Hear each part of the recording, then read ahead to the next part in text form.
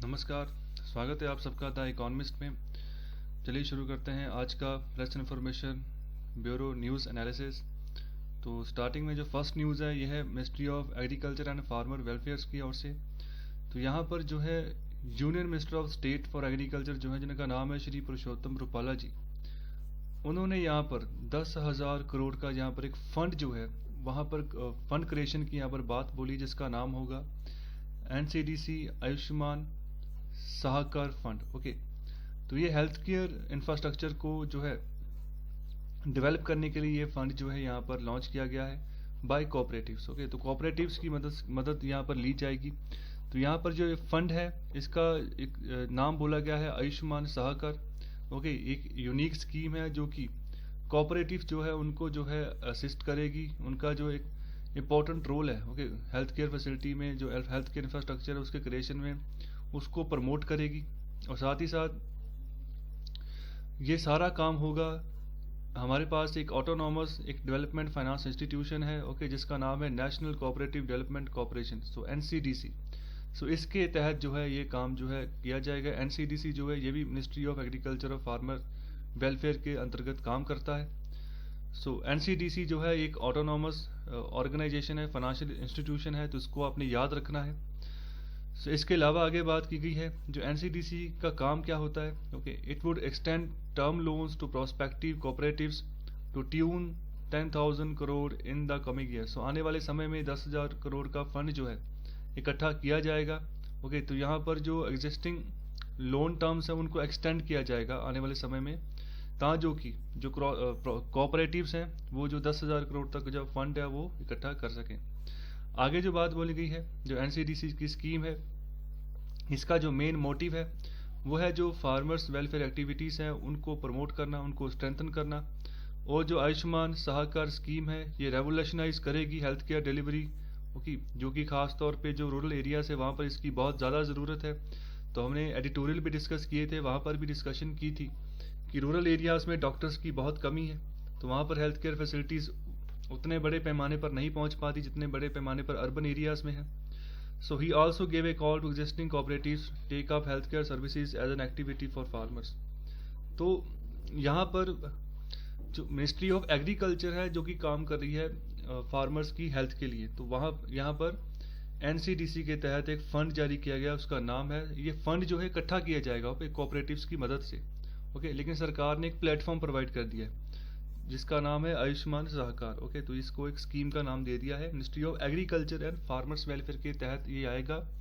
यहाँ पर जब UPSC क्वेश्चन पूछेगा तो आपको हेल्थ वर्ड यूज़ करके यहाँ पर आप कंफ्यूज कर सकता है आपको UPSC, तो आप ministry of health and family welfare को टिक लगा देंगे। ओके, तो यहाँ पर ये गलत होगा, ये ministry of agriculture and farmers welfare के तहत है, क्योंकि यहाँ पर फार्मर्स के हेल्थ केयर की बात की गई है रूरल एरियाज में। तो आगे बात करते हैं। चलिए, तो ये वाली न्यूज़ भी बहुत इंपॉर्टेंट है, मिनिस्ट्री ऑफ डिफेंस से ये न्यूज़ है। यहाँ पर हर साल जो है हम मालाबार एक्सरसाइज कंडक्ट करते हैं, एक नेवल एक्सरसाइज है। यहाँ पर जो है 3 मुल्क जो हैं इकट्ठे होकर जो एक्सरसाइज परफॉर्म करते हैं। तो यहाँ पर जो 3 मुल्क हैं वो है इंडिया, US और तीसरा है जापान। तो यहाँ पर ये जब मालाबार एक्सरसाइज की सीरीज शुरू हुई थी, ये हुई थी 1992 में। ओके, पहले इंडिया और US की नेवी यही दोनों एक्सरसाइज करती थी, बाद में 2015 में जापान ने ज्वाइन किया। और आगे जो यहाँ पर जो एनुअल एक्सरसाइज थी okay, so has been conducted off the coast of Guam in the Philippine Sea in 2018 okay, off the coast of Japan in 2019, और अभी एक्सपेक्ट की जा रही है कि Bay of Bengal and the Arabian Sea okay later this year. So इस साल जो है ये बे ऑफ बंगाल और अरेबियन सी में ये कंडक्ट की जाएगी। तो बहुत ही इंपॉर्टेंट एक्सरसाइज है ये। जो एक्सरसाइज है एक तरह का इम्पैक्ट डालती है, काउंटर करती है चाइना को ओके, ये एक तरह का जो है स्ट्रेंथ बताती है इंडिया की इंडियन ओशन रीजन में, और US जब इसके साथ आता है तो स्ट्रेंथ जो है उसको और प्रमोशन मिलती है ओके। तो चाइना को यहाँ पर हम काउंटर करके चलते हैं, चाइना और पाकिस्तान को। As India seeks to increase cooperation with other countries in the maritime security domain and in the light of increased defense cooperation with Australia, Malabar 2020 will see the participation of the Australian Navy। So India तो चाहता है कि खासतौर पे Indian ocean reason में maritime security ये बढ़े और जो भी उसके इंडियन ओशन रीजन के साथ बॉर्डर टच करते हैं कंट्रीज, उनके साथ हम कोऑपरेशन बढ़ाएं। ओके, तो इसीलिए इसी के लिए सागर इनिशिएटिव चलाया गया था, इसके बारे में भी हम डिस्कशन कर चुके हैं।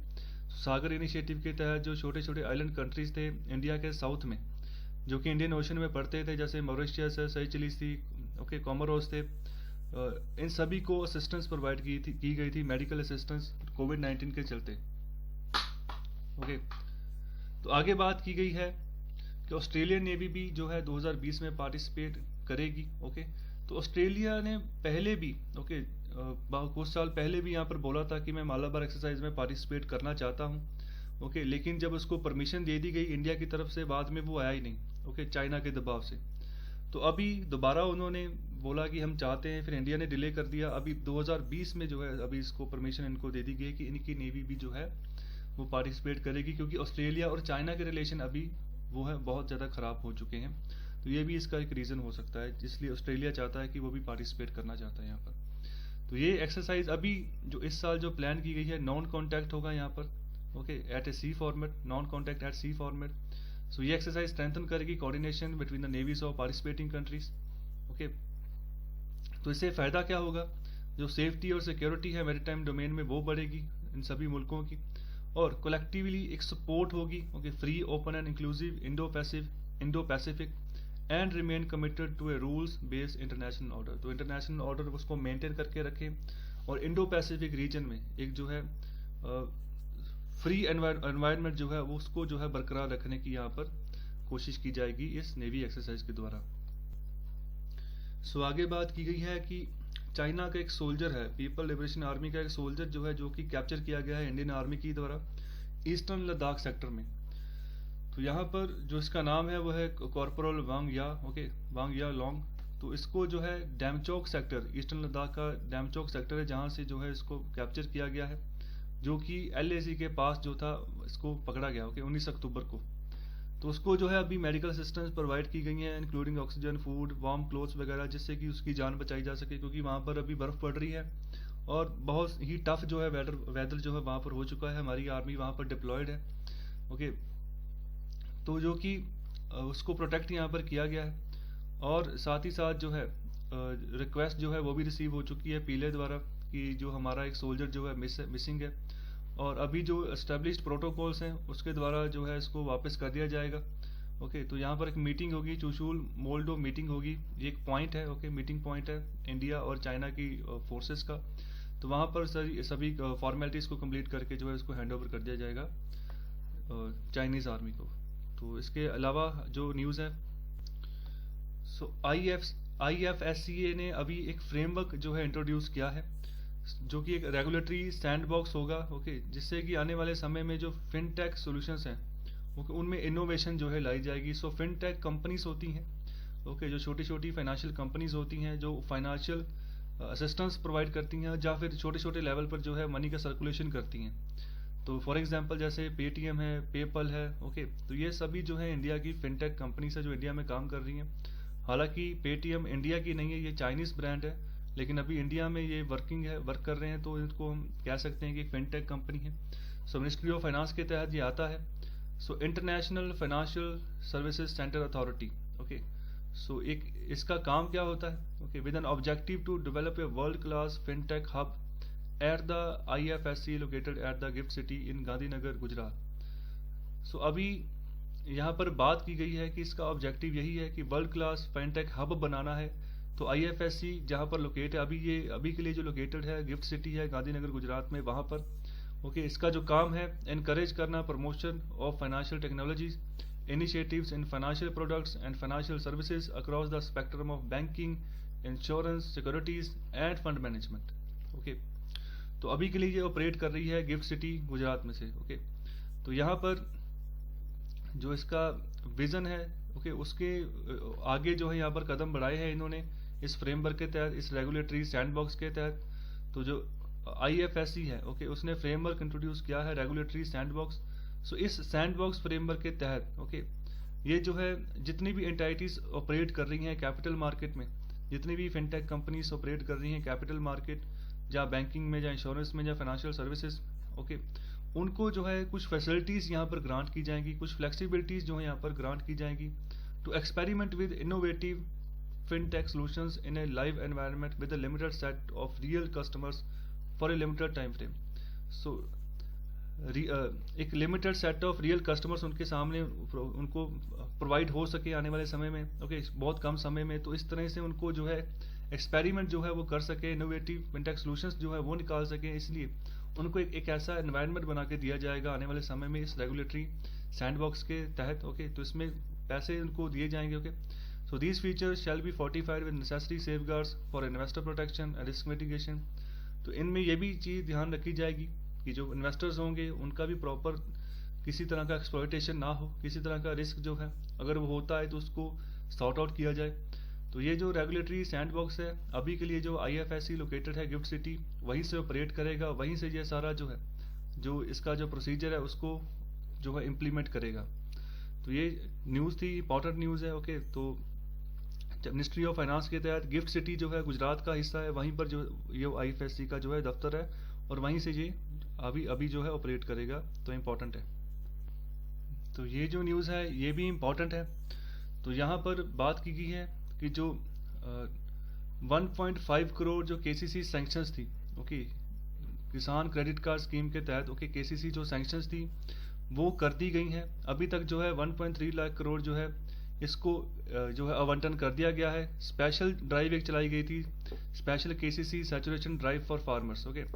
तो फार्मर्स के लिए जो स्पेशल ड्राइव चलाई गई थी इसके तहत जो भी अभी तक 1.35 लाख करोड़ जो है वो क्रेडिट कर दिया गया है। एक्चुअल में आत्मनिर्भर भारत पैकेज के तहत गवर्नमेंट ने अनाउंस किया था कि 2.5 करोड़ फार्मर्स को जो है वो किसान क्रेडिट कार्ड के तहत जो है पैसे प्रोवाइड करेंगे 2 लाख करोड़ तक के, ओके। और उस 2 लाख करोड़ में से अभी 1.35 लाख करोड़ जो है वो बांट दिए गए हैं। यहाँ पर बात की गई है कि ये एक रिजल्ट है concerted and sustained efforts by the banks and other stakeholders in the direction of providing access to concessional credit by the farmers including fisherman and dairy farmers, okay.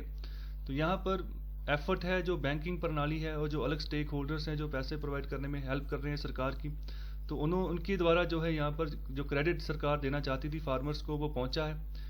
साथ ही साथ जो फिशरमैन है उनको भी, जो dairy farmers हैं उनको भी यहाँ पर बेनिफिट पहुँचाया गया है। तो एक जो है मील पत्थर जो है जो टारगेट था अचीव किया है सरकार ने, ओके।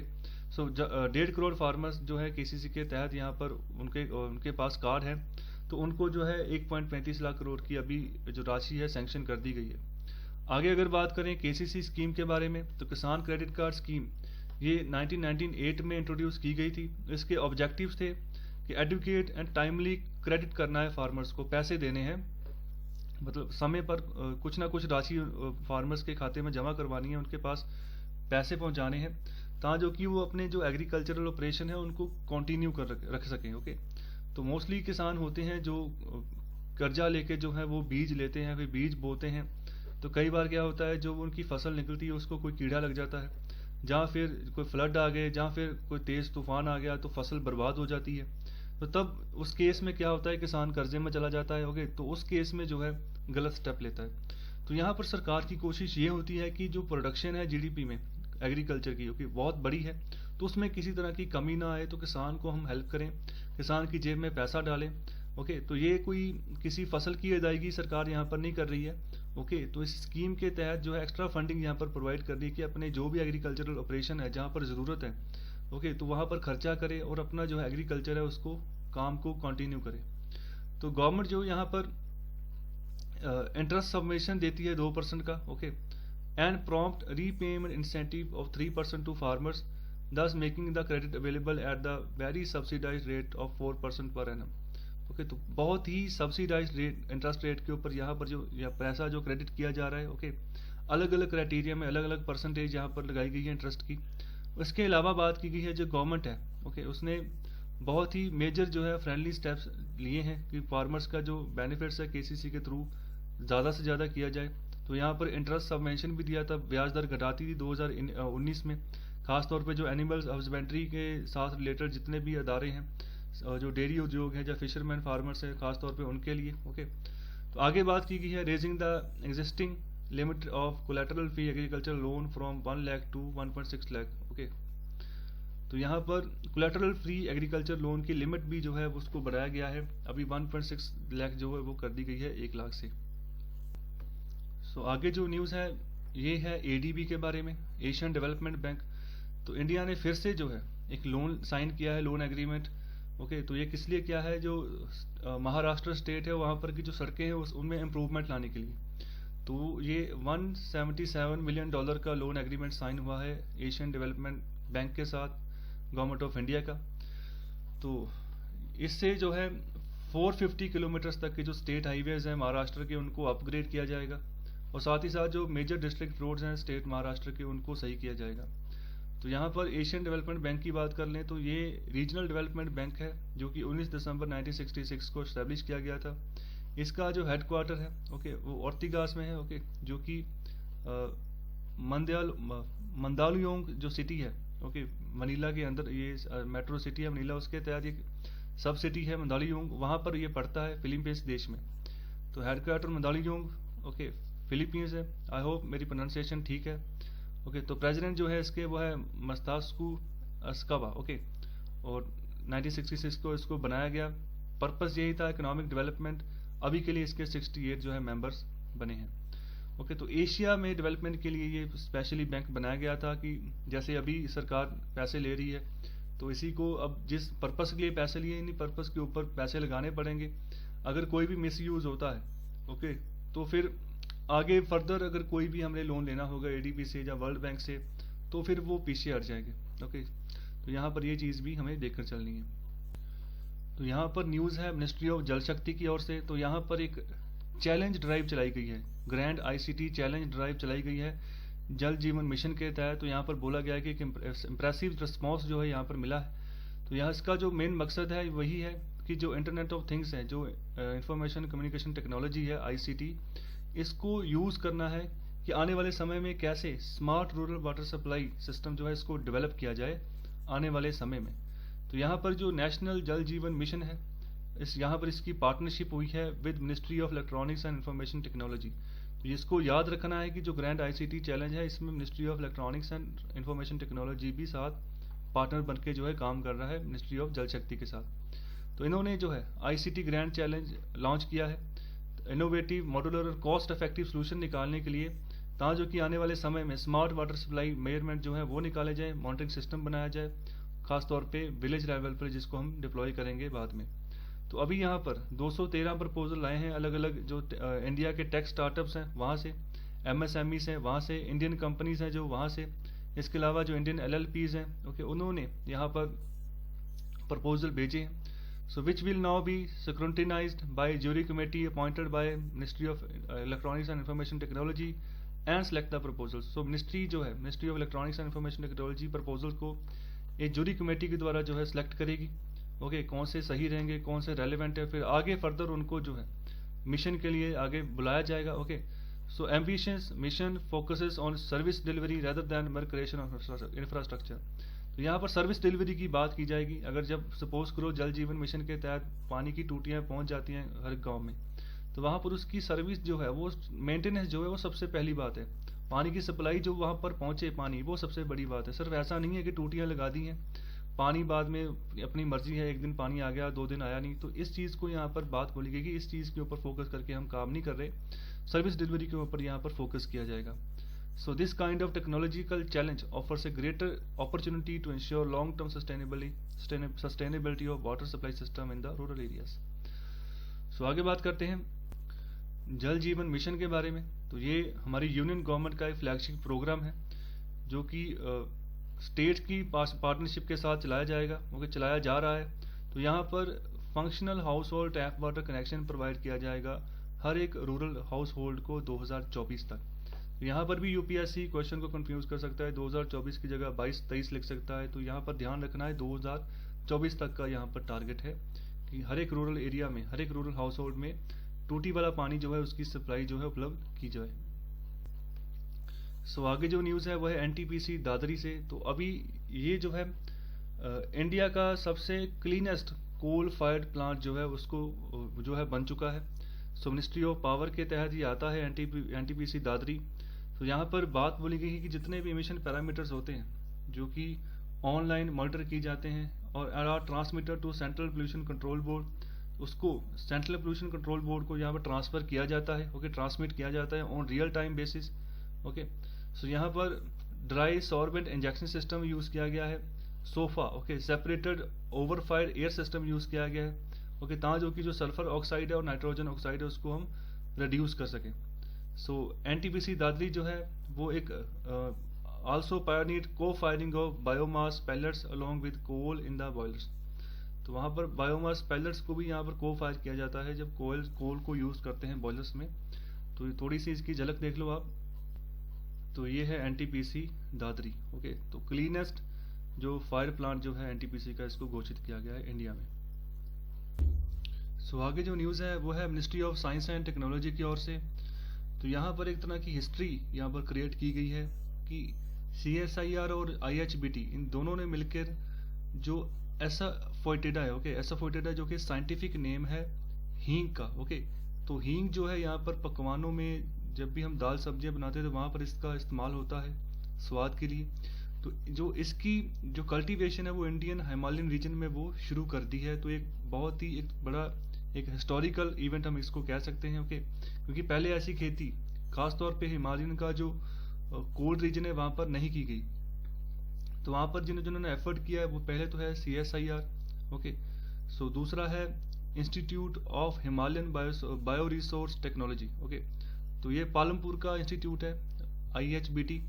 तो इन्होंने अभी जो फार्म प्रैक्टिसेस है उसमें थोड़ा सा शिफ्ट लाए हैं फार्मर्स को। यहाँ पर जो फार्मर्स लाहौल वैली जो हिमाचल की जो पूरा एक बर्फीला एरिया है, ओके, तो वहाँ पर जो फार्मर्स रहते हैं उनको एक तरह का यहाँ पर बेनिफिट होगा आने वाले समय में, क्योंकि वहाँ पर बहुत सारी जो लैंड है वैसे ही वेस्ट लैंड पड़ी हुई है जहाँ पर किसी तरह की कोई फसल नहीं उगाई जाती, पहाड़ी एरिया है वो, ओके। तो वहाँ पर दिक्कत आती है वैसे भी कोई भी चीज़ की एग्रीकल्चर करने के लिए। तो यहाँ पर ये एसाफोइटिडा जो है, ओके, अब इसी की कल्टीवेशन जहाँ वहाँ पर उसको शुरू कर दिया गया है। तो आने वाले समय में वहाँ के फार्मर्स को फ़ायदा होगा, ओके, क्योंकि जो कंडीशंस इसको चाहिए कल्टीवेट होने के लिए वो वहाँ पर पर्याप्त है, ओके। इसके अलावा यहाँ पर जो सीड्स हैं, ओके, वो भी जो है एग्रो टेक्नोलॉजी की ओर से जो है डेवलप किए गए हैं खुद ही इन्हीं की तरफ से। सो एसाफोइटिडा इसका जो है ये क्वेश्चन आ सकता है, UPSC पूछ सकता है। तो हमेशा जब क्वेश्चन पूछेगा तो वो हींग का जो है ना साइंटिफिक नेम ही वहाँ पर इस्तेमाल किया जाएगा पेपर में। सो एसाफोइटिडा, ओके। आई होप मेरी प्रोनाउंसिएशन ठीक हो, अगर नहीं तो आप कृपया मुझे कमेंट बॉक्स में बताएं, ओके। सो एक टॉप कॉन्डिमेंट्स है, okay, high value spice crop है इंडिया में। तो एक तरह का मसाला ही है, ओके। तो हाई वैल्यू इसका छोटी सी डब्बी आती है, बहुत महंगी होती है, ओके। सो इसके अलावा बात करें तो इंडिया इंपोर्ट करता है 1200 tonne of raw asafoetida, okay, Afghanistan से, ईरान से और उज्बेकिस्तान से, और स्पेंड करता है $100 मिलियन पर ईयर, ओके। तो lack of planting material, okay. So Ferula Asafoetida plants in India was a major bottleneck in cultivation of this crop. So planting material की कमी होने की वजह से यहाँ पर नहीं हो पाती थी कल्टीवेशन। तो आगे बात की गई है। तो पहली जो प्लांटिंग की फर्स्ट सीडलिंग जो हुई है एसाफोइटिडा की वो डॉक्टर संजय कुमार द्वारा की गई है, डायरेक्टर हैं CSIR IHBT के। सो 15 अक्टूबर को पहली प्लांटिंग हुई है। तो यहाँ पर जो विलेज है उसका नाम है कुवारिंग, ओके। ये लाहौल वैली का विलेज है, ओके। तो यहाँ पर स्टार्टिंग की गई है कल्टीवेशन की एसाफोइटिडा की इंडिया में। तो जो रॉ एसाफोइटिडा है उसको एक्सट्रैक्ट किया जाएगा from the fleshy roots of Ferula asafoetida, okay, as an oleo gum resin. So there are about 130 species of Ferula found in the world but only Ferula asafoetidas, okay. तो हर एक तरह की variety है इसकी भी। तो फेरुला ऐसा जो फेटिडास है वही जो है इकोनॉमिकली इंपॉर्टेंट है, इकोनॉमिकली इंपॉर्टेंट स्पीसीज है जो कि एसाफोइटिडा की प्रोडक्शन में इस्तेमाल होते हैं। तो ये जो मैं बात कर रहा हूँ फेरुला एसाफोइटिडा से रॉ मटेरियल है एसाफोइटिडा की प्रोडक्शन के लिए, ओके। तो 130 प्रकार के ये रॉ मटेरियल्स है वहाँ से जो इंडिया के पॉइंट ऑफ व्यू से एसेंशियल है वो फेरुला एसाफोइटिडस है, okay. So in India we do not have Ferula asafoetida, okay. So other species Ferula jaeschkeana, okay, is reported from the western Himalaya. तो यहाँ पर एक थोड़ी सी मिस्टेक हो गई है। जो फेरुला एसाफोइटिडास है वो इंडिया के पॉइंट ऑफ व्यू से यहाँ पर है ही नहीं, ओके, यहाँ पर उपलब्ध नहीं है। तो दूसरे जो स्पीसीज है फेरुला जैकेकिनिया, ओके, जैशिकिनिया, ओके, तो इसको जो है यहाँ पर रिपोर्ट किया गया है वेस्टर्न हिमालय में ये पाया जा रहा है, ओके। जो रॉ फेरुला जैशिकिनिया जो है वो रॉ मटेरियल है जो कि उपलब्ध है यहाँ पर हिमालय चंबा वाली साइड में। और फिरूला नैर्थेक्स जो है वो कश्मीर में और लद्दाख में जो है यहाँ पर बात की गई है, which are not the species that yield asafoetida. So ये इसके स्पीसीज के हिसाब से नहीं है यहाँ पर जो जम्मू कश्मीर और लद्दाख में जो उपलब्ध है। तो ये था थोड़ी सी जानकारी इसके बारे में। तो एसाफोटिडा आपने दिमाग में रखना है कि ये हींग होती है और इसकी कल्टीवेशन इंडिया में शुरू कर दी गई है। इससे पहले इंडिया में इसकी कोई कल्टीवेशन नहीं होती थी। इंडिया भारी मात्रा में इसको बाहर के मुल्कों से इंपोर्ट करता था। और जो लास्ट न्यूज़ है यह है नीति आयोग से। और नीति आयोग और AWS launch frontier technologies cloud innovation centre in India. तो पहला ऐसा इनोवेशन सेंटर इंडिया में खोला गया है। तो इससे क्या होगा, जो सोसाइटल चैलेंजेस हैं थ्रू डिजिटल इनोवेशन उसको जो है यहाँ पर एड्रेस किया जाएगा। सो टुडे नीति आयोग ने अनाउंस किया establishment of A frontier technologies cloud innovation centre with Amazon web series for the first of its kind in India. So this CIC is part of other AWS CIC global program, so which provides an opportunity for government agencies, non-profits and education institutions to come together on pressing challenges, apply design thinking, test new ideas, assess the technology expertise of AWS. So जो technology expertise उसको assess कर सकेंगे हमारे जो educational institution है, जो non-profit institution है, government agencies है, जिससे कि जो problem खड़ी होती है क्लाउड कंप्यूटिंग और जो क्लाउड इनोवेशन है वहाँ पर उसको एड्रेस किया जा सके कि कैसे इसको सही कर सकते हैं। तो क्लाउड कंप्यूटिंग का आने वाले समय में जो है ज़माना होगा, इनोवेशन सेंटर्स उसके लिए ज़रूरत है कि किसी भी तरह की जो फ्रॉड हो उसको हम जो है टैकल कर सके आने वाले समय में। तो उस यहाँ पर अमेजोन की मदद से जो है ये सेंटर खोला गया है, Amazon Web Services. So first Amazon Web Services cloud innovation centre in India है। So will spur innovation in agriculture, health care, education, infrastructure and governance. In 5 fields के ऊपर फोकस करके ये चलाया जाएगा। तो यही थे आज की PIB एनालिसिस। आई होप आपको अच्छा लगा है लेक्चर। अगर आपको लेक्चर अच्छा लगा है कृपया लाइक करें, ज़्यादा से ज़्यादा शेयर करें और चैनल को सब्सक्राइब करें। और जो भी बच्चे नहीं पढ़ पा रहे हैं जिनके पास पैसे नहीं है पढ़ने के लिए, कृपया उन तक आप जो है वीडियो पहुंचाएं। PIB की वीडियो बहुत ही इंपॉर्टेंट होती है, चाहे आपने कोई भी करंट एग्ज़ाम देना है, क्योंकि इसी में से करंट अफेयर्स जो है गवर्नमेंट के रिलेटेड पूछे जाते हैं। साथ ही साथ डिस्कशन जो है एडिटोरियल्स की वो भी बहुत इंपॉर्टेंट होती है। जो एडिटोरियल्स की डिस्कशन है वो आपके अंदर एक एनालिटिकल थिंकिंग डेवलप करेगी। आपको पता चलना शुरू हो जाएगा कि इंडियन इकोनॉमी कैसे काम कर रही है, इंडिया की पॉलिटी कैसे काम कर रही है, इंडिया की गवर्नेंस कैसे हो रही है, ज्योग्राफी क्या है। तो इन सभी जो करंट इश्यूज हैं उनके ऊपर आपको डिटेल्स जो है आपके दिमाग में बननी शुरू हो जाएंगी। आपका दिमाग रिसर्च ओरिएंटेड दिमाग बनना शुरू हो जाएगा, जो कि सही होगा। आने वाले समय में आपको बहुत ही फ़ायदा मिलने वाला है आने वाले समय में। तो कृपया जुड़े रहिए और पढ़ते रहिए। एंजॉय करिए लाइफ को। और जो भी आप डिस्कस कर चुके हैं एडिटोरियल्स PIB उनको रिवीजन जो है उसकी वो भी करते रहिए। सो बहुत बहुत धन्यवाद आपका लेक्चर सुनने के लिए। शुक्रिया।